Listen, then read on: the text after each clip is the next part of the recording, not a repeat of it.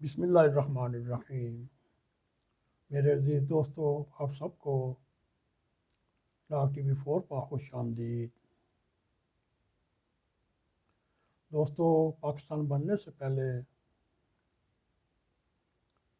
جتنے بھی مذہبی جماعتیں تھیں، جتنے بھی مذہبی لیڈر تھے، مثال کے طور پہ خاکسار تاریخ، جماعت اسلامی، دیوبند ہند کے مذہبی رہنما پاکستان کے زبردست خلاف تھے۔ کوئی پلیدستان کہتا تھا، کوئی کافر اعظم کہتا تھا،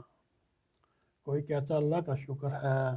ہم پاکستان کی پیش بنانے میں شامل نہیں۔ دوستو، جیسے ہی پاکستان منظر عام پر آیا، یہی مذہبی جماعتیں، یہی مذہبی لیڈر ہجرت کر کے پاکستان آ گئے اور انہوں نے اپنی مذہبی تنظیمیں پھر دوبارہ فعال کیں۔ پاکستان بننے کے 2 سال بعد ہی انہوں نے قرارداد پاکستان جو 1940 میں منظور ہوئی، انہوں نے 1949 میں قرارداد پاکستان کی جگہ قرارداد مقاصد منظور کروا لی، اور اس طرح 1949 اور 1950 کی دہائی میں انہوں نے آہستہ آہستہ مذہب کو ملک کے آئین کے اندر شامل کرنا شروع کیا۔ کچھ سیاسی لیڈران کی مجبوری تھی، اور آہستہ آہستہ یہ مذہبی جماعتوں کا فیکٹ حکومت میں شامل ہوتا گیا۔ پھر 1953 میں انہوں نے اینٹی قادیانیت کی تحریک شروع کی۔ بس وہی ریاست پاکستان کی طرف سے ان کو پہلی دفعہ اور آخری دفعہ روکنے کی کوشش کی، اور 1953 میں جنرل اعظم نے یہ ایکشن لیا، مگر اس کے بعد پھر ممتاز دلتانہ سے لے کر ذوالفقار علی بھٹو، اور بھٹو کے 4 سال بعد جنرل ضیاء کا آمرانہ دور شروع ہوتا ہے، اور اس کے آنے کے بعد اس کے مذہبی قدروں کو آئین میں شامل کرنے کے لیے اس نے سپریم کورٹ سے اجازت لی، اور یہاں تک اس نے کہا یہ تو 2 صفحے کی کاپی ہے، چاہے میں اس کو جس وقت پاکستان کے آئین کو پھاڑ کر پھینک دوں گا۔ مگر زیادہ ضیاء الحق کے عمرانہ دور میں اقدامات جو اس نے کیے، اس نے نہایت ہی اپنی طرف سے صحیح کیے، مگر پاکستان 40 سال کے بعد آج تک جو اس نے یہ بیج بوئے تھے، اب وہ پل کر جوان ہو گئے ہیں، اور پاکستانی آرمی اور سیاستدان اور پاکستان کی 21 کروڑ عوام جو ہیں وہ خمیازہ بھگت رہے ہیں۔ دوستو، اس وقت اس نے جو اقلیتوں کے بارے میں آرڈیننس جاری کیے، خواہ وہ کرسچن ہوں، چاہے وہ ہندو ہوں، چاہے وہ احمدی مذہب کے ہوں یا قادیانی ہوں، اس نے ملک کے مختلف مذہبی طبقات کو انڈر پریشر رکھنے کے لیے، اور اس نے اور اقلیتوں کو مسلمانوں کے پاس رکھنے کی کوشش کی ہے، ان کو آہستہ آہستہ ان کے درمیان فرق بڑھاتا گیا، اور اس طرح 21 کروڑ عوام کو پاکستانیت سے بہت ہی دور کر دیا، اور اس نے خصوصی طور پر مذہبی گروہوں کو برخوتہ دیا، جیسا اس نے جنگ میں صفائی صحابہ قائم کی وہ دیوبند کی طرف سے تھی، اور اس طرح جماعت اسلامی بھی اپنے ایکشن میں آئی، اور پھر اس نے کراچی میں ایسا بیج بویا جو آج تک کراچی والے غربت کی اور ترقی نہ ہونے کی سزا بھگت رہے ہیں۔ وہ تھی MQM، اس نے اس کو اسٹیبلش کیا، اور اس طرح مذہبی جماعتیں اور علاقائی جماعتوں نے انتخاب پسندی پر غلبہ کر لیا، اور اس طرح انہوں نے قائد اعظم محمد علی جناح کی سوچ اور افکار کو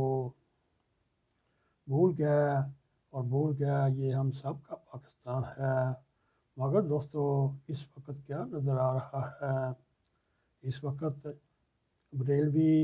وہ کہہ رہے ہیں ہمارا ملک ہے، اہل حدیث وہ یہ کہہ رہے ہیں، اور جو بندی وہ یہ کہہ رہے ہیں، اور اس طرح جو احمدیوں نے، جو کرسچن نے، جو ہندو یا سکھ ہوں، جو انہوں نے پاکستان کی ترقی کے لیے جو لازوال خدمات انجام دیں، انہوں نے اپنے پاکستان کے اوپر جانیں قربان کیں۔ اس طرح پاکستانی اداروں میں چاہے وہ نرسز ہوں، چاہے وہ مختلف شعبہ جات ہوں، جو ان اقلیتی جماعتوں نے پاکستان کی جو خدمت کی، جو کردار دیا، اور اس طرح تقسیم پاکستان میں انہوں نے مسلمانوں کو سکھوں اور ہندوؤں سے بچا کر پاکستان شفٹ کرتے رہے، اور اس طرح اس وقت کے سیکرٹری داخلہ طارق اسماعیل صاحب نے واٹر مرکز میں نگہداشت کرنا سب بھول گئے۔ اب دوستو ہماری لاتیں پوچھ رہی ہیں، بتاؤ آپ نے پاکستان کی حمایت کیوں کی؟ ہم نے کہا تھا یہ اب ہماری لازوں سے تانے سننے پڑتے ہیں اور ان کے سامنے شرمندہ ہونا پڑتا ہے، اور وہ پوچھتے ہیں آپ ہندو ماں باپ سے پوچھتے ہیں، سکھ اپنے ماں باپ سے پوچھتے ہیں، اور کرسچن اپنے ماں باپ سے پوچھتے ہیں، اور احمدی اپنے ماں باپ سے پوچھتے ہیں آپ نے کس لیے ووٹ دیا پاکستان کے لیے؟ اب ہم ان کو کیا جواب دیں، اور ہم اپنی نسلوں کو اور آنے والی نسلوں کو کیا جواب دیں گے؟ اور اپنے بچوں کو جواب دینے کے لیے ہمیں پیٹرس بخاری مثال کے طور پہ فیاض مسیح، ریاض مسیح اور ثاقب مسیح، ضیاءالدین، شکیل احمد اور وزیر احمد، اور اس طرح کے وہ ان کو کیا جواب دیں؟ اور اسی طرح جب اینٹی قادیانیت یا اقلیتوں کے لیے جب کوئی قاعدہ بنتا ہے، اور ان کو کرسچن کو ہو یا احمدی ہوں چاہے ہندو ہوں، ان کے اوپر جھوٹے الزامات لگا کر توہین رسالت اور توہین قرآن کے الزام لگا کر جیلوں میں ڈال دیا جاتا ہے، یا پھر خود اس سڑکوں کے اوپر عدالت بن کر جج بن کر ان کو ایسے قتل کیا جاتا ہے جیسے حالیہ دنوں میں سیالکوٹ میں ایک سری لنکا کے نوجوان کو جس پہ دردی سے مارا گیا، اس کی مثال سامنے موجود ہے۔ اور اس طرح دوستو ان پہ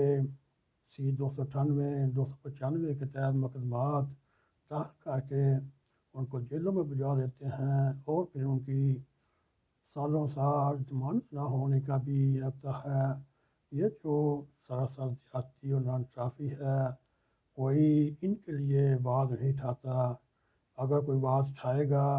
پھر اس کا انجام پنجاب کے گورنر سلیمان طاسی اور شہباز بھٹی جیسا ہوگا، اور آواز کوئی اٹھائے گا تو ہر وقت آہ و فغاں کرنے والے اور یہ PTN والے میڈیا بھی ان مذہبی تنظیموں کے ہاتھ میں کھیلتے ہیں، اور ان کا کوشش یہ ہوتی ہے ہمیں کوئی تازہ بریکنگ نیوز ملے، اور میڈیا بھی ان اقلیتوں کے حقوق کے لیے بولنا بند کر دیتا ہے۔ یہ بھی ایک آپ کے سامنے مثال ہے، یہ کہاں کا قانون ہے کوئی ایسی حرکت کرے جس سے نہ صرف اس کی اپنی ذات کو نقصان پہنچے اور اس کے خاندان کو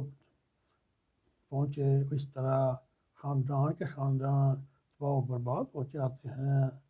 بلکہ اس ساری برادری کو، ان عبادت گاہوں کو ملیا میٹ کر دیتے ہیں،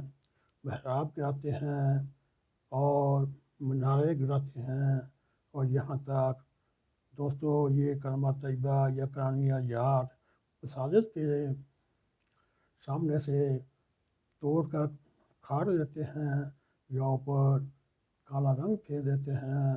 یہ بھی اللہ تعالیٰ نے ہمیں وقت دکھلانا تھا، اور اس طرح کون ایسی جرت کرے گا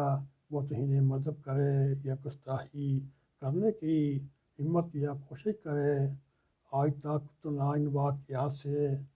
کوئی ایسے حقائق سامنے آئے اور نہ ہی کسی کو ذمہ دار کو سزا دی گئی، بلکہ جس طرح کا واقعہ ہو اس کا خمیازہ بھی اسی پارٹی یا اسی مذہبی کمیونٹی یا گروہ یا خاندان کو ہی اٹھانا پڑتا ہے۔ دوستو یہ ایک نہایت ہی قابل تفتیش بات ہے، جیسا کہ حالیہ سیالکوٹ میں واقعہ ہوا اور پاکستان کو اور سالوں پیچھے لے گیا۔ دوستو آگے 5th کا اجلاس آنے والا ہے، اور 5th سے نکلنا بھی بہت ہی مشکل ہے۔ اب وقت آ گیا ہے دوستو، دوسروں پر اپنے قائد نہ ٹھونسیں اور ان کے ساتھ بات چیت کریں، ان کو اپنے دلائل سے سامنے لائیں، اور اس طرح پوری دنیا میں پاکستان کی نہایت ہی کبھی شکل جا رہی ہے، اور ایسے ہی جو مذہبی جماعتیں ہیں انہوں نے کہا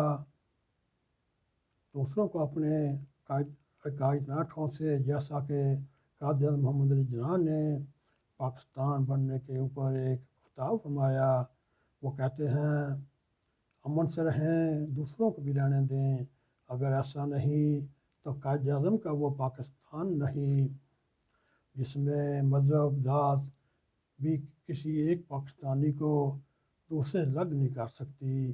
اور آپ بھلے کسی مذہب سے تعلق رکھتے ہوں، نسل سے ہوں یا ذات سے تعلق رکھتے ہوں، آپ سب شہری ہیں، برابر کے شہری ہیں، اس مملکت اقدادات کے آپ آزاد ہیں، اپنی مسجد میں جانے کے لیے آپ آزاد ہیں، اپنے مندروں میں جانے کے لیے آپ آزاد ہیں، اور اپنی دیگر عبادت گاہوں میں جانے کے لیے آزاد ہیں۔ اس طرح گورنر جنرل بننے کے فوراً بعد انہوں نے اس مارز وجود میں آنے والی مملک آنے والی حکومت اور اسٹیٹ کے لوگوں سے کہا، اور اب کسے یاد ہے یہ سب باتیں کتابوں میں بھی آہستہ آہستہ ان کو نکالنی شروع کر دی ہیں کہ ان کو حذف کیا جا رہا ہے، بلکہ کافی حد تک کر دیا۔ دوستو اس وقت پاکستان کی مذہبی فضا اتنی خطرناک ہو گئی ہے، وہ اس لیے پاکستان کے جو اسٹیٹ کے چیف ایگزیکٹو ہیں وہ بھی ان مذہبی مسائل میں الجھے ہوئے، وہ بھی ریاست مدینہ کی طرف جا رہے ہیں۔ پھر ختون اول کی شہید بات کے بعد مختلف مذہبی جماعتوں نے بھی اپنے پر نکالنے شروع کیے، اور اسی طرح ٹھیک ہے لبیک یہ بھی سامنے آئی، اور دوستو اور چودھری برادران جو پنجاب میں ہیں وہ ہر تیسرے دن کوئی نہ کوئی مذہبی بل لے جاتے ہیں تاکہ آنے والے الیکشن میں ان کو بھی برابر کا حصہ ملے۔ دوستو اب یہ پلیٹ میں دال ہے اور میٹ پر بڑے ہیں، دیکھتے ہیں ہر ایک کی کوشش ہے بھرپور دال کھائی جائے۔ یہ تو وقت آئے گا یا اللہ تعالیٰ ان کو بتلائے گا۔ آپ کے لیے کیا سوچا ہے؟ دوستوں یہ تھا ہماری ہلکی سی کاوش پاکستان میں مذہب حکومت میں کیسے شامل ہوا، اور اس وقت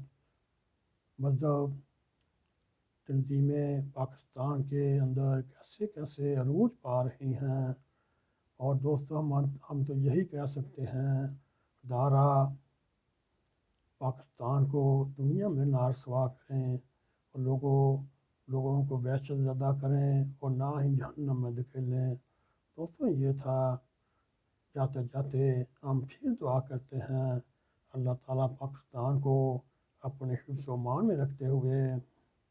اس کی حفاظت فرمائے۔ دوستو اگر آپ کو ہمارا یہ ویڈیو پسند آئے اس کو لائک بھی کریں، اس کو شیئر بھی کریں، اور کمنٹ سیکشن میں جا کے اپنا زار خیال کرتے ہوئے